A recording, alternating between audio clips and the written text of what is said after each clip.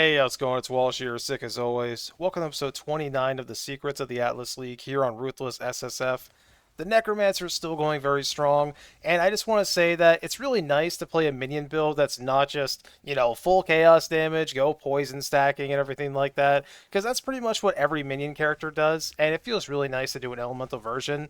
I am going to be honest with you though, I am going to reroll another character because I did drop the unique weapon I really want to play with. I tried to resist, but I just can't. Anyway, I hope you enjoy the video, and I'll see you near the end. So I have rerolled into a Slayer using an Ichimonji, and we are using a Frost Breath. We are using the Transfigure Dual Strike, which I will put up on the screen here for you to see. But essentially, it makes it so your main hand weapon does most of the damage, and all of your attack speed comes from your offhanded weapon, which means you can basically have your main weapon just be like all the DPS, and your offhand be for speed. Now, what we're doing in addition to all that is we're using the rune that says you get 15% increased mana reservation, but the downside is all of your auras affect your enemies as well. But Ichimonji says none of your buffs can affect any of your allies, so it doesn't affect any of your enemies, so it's just pure upside. I honestly, it's kind of awkward that we got this during this league, where this league is all about, hey, you have mercenaries that give you free auras all the time. But I mean, I'm kind of very lightly using mercenaries anyway, so it's not that big of a downside for me. But I will say, if you really like this character, I think it's going to be really fun, and I'm looking forward to seeing how it goes. But this might not be the league for you to play it if you're having a lot of fun with mercenaries. That being said, though, there are definitely mercenaries you could use with this character. Ones that are more for either single target DPS or clear speed or whatever you want to use, and not really working on their auras, which in a way kind of makes it easier to get a mercenary for this character. But anyway, we picked the Slayer because Slayer Leech is the greatest quality of life ever. It's a really nice spot in the tree because you're a duelist. And of course, we get all the fun Slayer stuff like increased crit and stuff like that. Really looking forward to this character. Really excited to finally use these two uniques together. We got through the campaign in less than 5 hours, and the biggest problem with the campaign with this character is I was having so much fun killing stuff that every time I saw a rare, I just stopped and fought it. My very first map gave me a pretty solid wand, honestly. If only I could just get cast speed as well, but I mean, I'm not going to complain. I'm really tired of using this tabula because it does get me killed from time to time because I am not stun immune.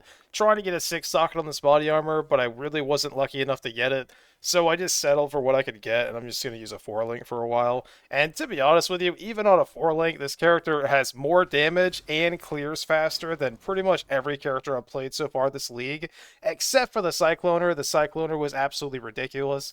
But this character, I have a feeling this character is going to do even more damage to the Cycloner eventually. And even if it doesn't, the quality of life of just having Herald of Ice again makes me so happy. And on top of that, we get to freeze bosses. I love cold damage. If you don't know that about me, you do now. I love Herald of Ice. I love freezing stuff, and I love shattering everything.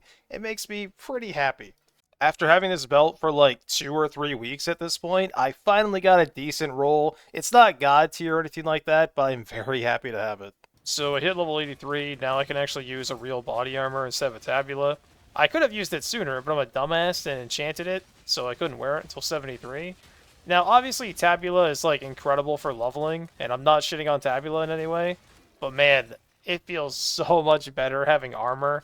I really hate being just oh, if anything hits me, I'm stun locked forever. I'm sure that's not an uncommon thing. I'm sure most people hate that. But yeah, pretty happy to have a real armor on now.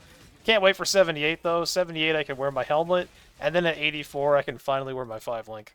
Man, this character is already really paying off. I've gotten some pretty decent gear so far. I crafted the Stygian Vise, I got that decent wand, and I got a pretty good upgrade for my Reaper. Can't complain about that. So I could go to higher tiers, but I'm going to do a few more maps and see if I can get a white Kirak mission. That way, whenever I get another, singular scouting report, I have a better chance of getting a map that I want.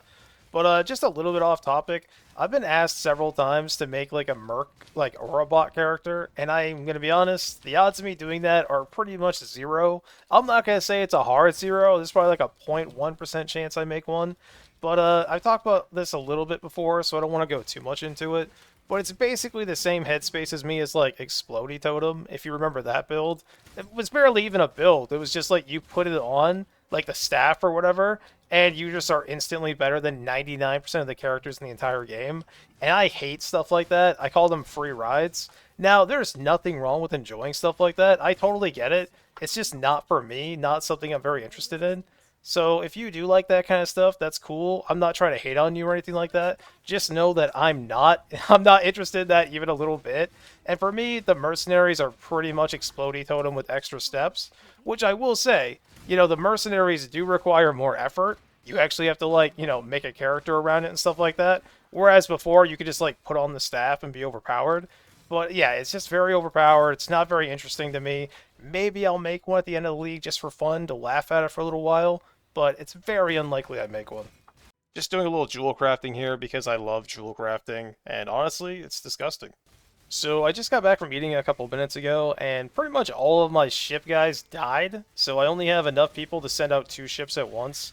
So I'm just going to do a few maps on my Cycloner, get some gold, buy some more ship guys, and just send them out there. I was going to wait and just farm on my character, but it just feels so bad not having 3 ships going out all the time. Not that it's a huge deal or anything like that, but I just figured I'd take care of it real quick. The map boss did end up dropping an Elder Guardian, which is nice. I really want to try doing the Elder Invitational on the Reaper character. I think it'll have a much better chance just because of the block and the fact that I can stand at a distance. I did end up switching back to Reapers because honestly, I think it's kind of better for doing these really rippy maps and memory maps than the Cycloner is. This character pretty much never dies, especially when I'm using Bone Offering and not Flesh Offering.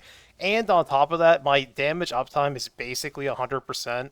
I never have to worry about, running away from a mechanic and not being able to attack, or, there's a debuff under the boss so I can't stand there and fight it. I just tell my Reapers to go attack it, and I just run around and hope I don't die. And it works pretty well. So far, I will say, though, I have deleted a lot of XP. I kept alking some of the memory maps, which was kind of dumb. The thing is, though, it's hard for me to want to push levels on this character because it's level 86 and it already feels so good. But I really should just push this character to 90. I probably won't do that for a while. This character is definitely going to be, on the back burner for a while. But you'll see me, transferring back and forth between it whenever I need to do rippy stuff. But if I got this character to 90 and got my Reapers to 20 and was able to, by some miracle, Val it to 21, I would be in absolute heaven. Alright. So the dream is obviously, just to get really nice implicit on this. If it stays alive and just turns into a sock, then I can at least double crop my other one. Please don't die. Okay. It may have killed my weapon, but I did see a Gem Cutter Strongbox in my temple, which isn't really that good this late into the league for me, which granted, it's still very early in the league, but we are 4 weeks in now, so I'm not desperate for support gems.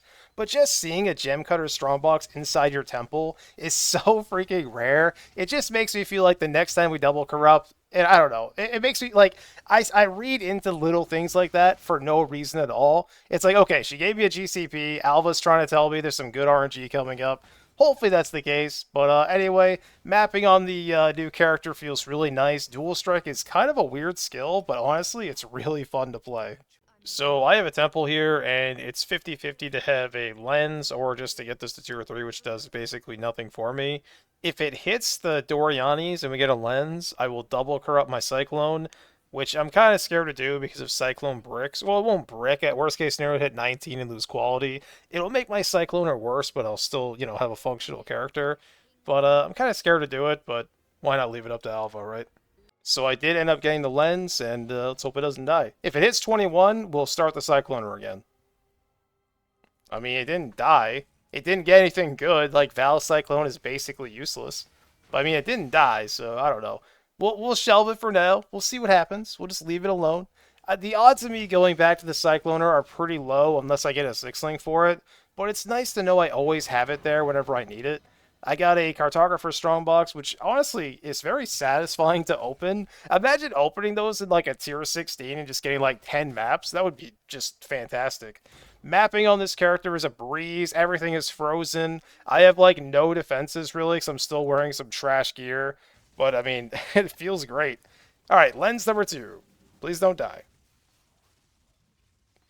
Hey, we got 21. I don't think it really does that much, but whatever. And we got a Herald of Purity after all this time. It took me re-rolling again to finally get Herald of Purity, but I am not going to complain. That is awesome. Now I just need Pride or Wrath and I'm in heaven. And we got a Val Haste, which is ridiculous. All right, time to double corrupt my boots. These are the spares, so... Well, they didn't die. Oh! Is that even good? It's like +3 boots, which is awesome. I mean, global chat liked it, but like, what would I even put in there? I guess Smite, but do I really want to be like Smite gaming? That sounds like a bad time.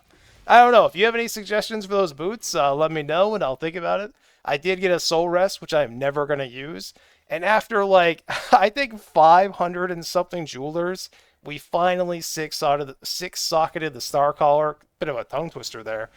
I don't know when I'm going to roll that character, but just having it with 6 sockets is awesome because you don't need to link it. Man, I really feel like I'm being pulled in like 7 different directions right now. We just 6-socketed the axe, which is awesome. Definitely going to play that at some point. We got Herald of Purity, which I've been trying to get for like weeks now at this point. I mean, I still need Pride, but there's several characters I'm going to play or want to play that don't need Pride. They just need Herald of Purity. So I don't know, man. We're going to stick with this character, and I'm going to try and figure out what the hell I'm going to do next. Hopefully this character achieves the dream, which is, which is obviously, you know, just having a really fast mapper that also has really good damage. I like the Cycloner, but, like, I don't know, I just kind of want to, like, like I said before, I haven't had an Ichimonji, like, build in many, many, many years, and I've really wanted to play one, so I kind of don't want to stop this character. Also, we have the Necromancer, which is still going strong. I still switch back and forth between it every now and then. But, man, like, a new unique axe, like, I have to play that at some point. And we got the Herald of Purity. I don't know, man. It's going to be really hard to stick to one character, but I'm going to try. We are leveling so much faster on this character than I was on the Necromancer, which makes sense. Also, I haven't seen a Starkanjas in forever. But yeah, it makes sense. I went and got my Uber Lab done. It was a breeze, obviously. The build feels great. And now we basically just got 20% more damage against uniques. And rares, of course, but mainly uniques. I went and got a bunch of little like XP things because why not? There was nothing there for me anyway. So I just got back from lunch and I took a little break, went on POB, tried to mess around with the Star Collar, and I really want to use that rune that makes it so you get 10% increased damage for every unlinked socket in your weapon. So I was like, alright, cool, let's go try to unfuse it. Yeah, we 6-linked it. Oh my god. If you're not aware, 6-linking this is literally useless. As a matter of fact, it's just straight up bad because now I can't use the rune. So of course, the first thing I 6-link this league is this stupid weapon. Alright, I'm gonna be honest with you. I'm pretty upset. I'm pretty sad. I was really enjoying that character. But man, I'm gonna be honest, I'm a little I'm a little pissed off that the Starfall 6-linked. And I think the reason it happened is I'm in trouble for not using the awesome uniques I've got in this league. You know, we double corrupted the Venters and got 2 ridiculous implicits, and I've used it for like a collective 4 hours since I've gotten it. And we also just got those awesome boots that I'm not using, and on top of that, like, I don't know, I dropped the Star Collar. So yeah, we're re-rolling again. I'm pretty sad because I've waited all this time to finally use Frost Breath and Ichimonji. We're still going to go back to that character someday, but I'm sorry, I had no choice. So I did kind of trick you in that last clip. I showed you a duelist just to throw you off. But we are still playing the Star Caller, and we want to play Starfall, but we are going to play it as a Saboteur. Is it going to be the best way to play this? I have no idea. Also, I am a little exhausted. I feel like I've done nothing but reroll for the last 4 days in a row, which don't get me wrong. I love rerolling. Rerolling is my life. But, you know, sometimes you would just like to do maps. But, like, what was I supposed to do? The Star Color was literally mocking me. It ate, like, 500 Jeweler Orbs. And then, like, I used 3 fusings just trying to unlink it because it was, like, a 4-link or whatever. And it 6-linked. Like, it was literally mocking me. I had to use it. Obviously, the character is going to be, like, a little bit worse than I could make it because I can't use that rune. Or the I almost said tattoo, but the rune or whatever. But anyway, I obviously couldn't level up using Starcaller because you have to be level 68. So I leveled up with the Spectral Throw of Charthus or whatever. And I'm going to tell you right now, Spectral Throw of Charthus, you should always keep one at level 1 on hand because it is ridiculously comfortable for leveling. Got through the axe in 4 hours and 47 minutes. I did like, I will say, I was in the towns for quite a while trying to figure out what the hell I was going to do. Because it was kind of hard balancing, like, being able to clear campaign without any trap nodes. Also, I died like an idiot. I can't believe I died against Gitava. But yeah, trying to balance not having any nodes for damage, but also set myself up so at 68, I can easily just switch over. Hey, as far in the video, I just want to say thank you so much for watching. I really do appreciate it. I am level 65, 70% of the way to 66. We are so close to finally using this Star Collar. I still can't believe it's 6 linked. I'm so sad. I mean, it's cool that I still have like fusing and stuff left over, but man, that's so toxic. Why? Why does my first 6 link have to be this? But anyway, my plan right now is to take a little break because I've been doing nothing but leveling. Probably just going to go to bed early tonight. Because of all the rerolls, there might be a delay in the videos this week, but I'm going to do my absolute best to make sure that doesn't happen. But yeah, my plan is very simple. Figure out how the hell I'm going to transition from Special Throw of Charthus to Starcaller, and then go from there. If this character doesn't work out for some reason, if it's like Nightmare Fuel or it just physically does not work, then I'm just going to go back to either the Necromancer, or I'm going to go back to the Slayer, or more realistically, just switch back and forth between them. Just a quick look at what this character is going to be like, though. We do have calculated risk, which my POB right now, with nothing on but my weapon, has my Cyclone, at which we are going to use Cyclone for cast on crit. I thought of using Rage Storm, but I don't know, I just didn't want to mess with that. But yeah, calculated risk, which is going to give us lucky crit, which is awesome. Bomb specialist, because the Starfall is AoE.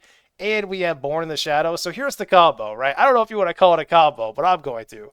So everything around us is always going to be blind, right? Which is sick. Makes them take more damage. That means we get to use Dazzling Strikes, which makes the blind even better. And we get the Mastery to increase our critical strike chance just to make the Cyclone crit even more often. And in addition to that, I am going to be using Infused Channeling and Fortify. Now, granted, the Cyclone damage isn't going to be crazy, so my Fortify will probably be like 10 stacks or whatever. But that, with the Infused Channeling, is going to give me like 20% less damage taken. And we're going to be stun immune. Like, I don't know what to say. We're going to be playing a Saboteur using a two-handed axe with Fortify, Infused Channeling, and blinding all nearby enemies. I don't know if it's going to be good, but I hope so. Anyway, thank you so much for watching, and thank you again to all the Patreons. We've had a few new people join up. I just want to say I really do appreciate it, and hopefully I'll see you tomorrow.